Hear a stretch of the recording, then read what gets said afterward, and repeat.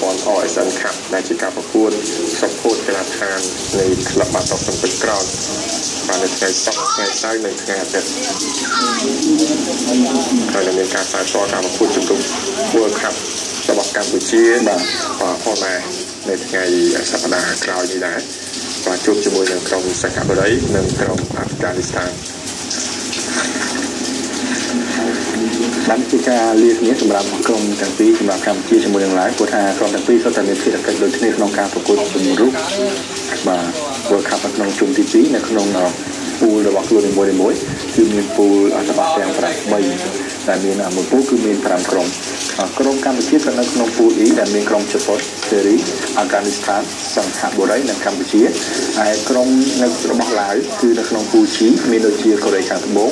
កូវ៉ែតលីបង់និងសហភាពមីយ៉ាន់ម៉ា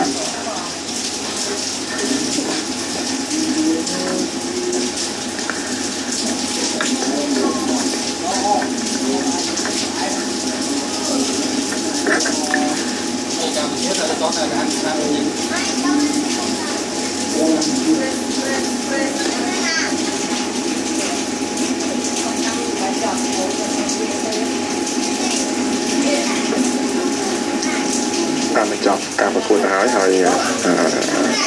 ការប្រកួតជាបន្តទូនាទីរបស់ក្រុមប្រជាជាតិកម្ពុជាជាបន្តគឺបានលើកស្នារូបភាពការប្រកួត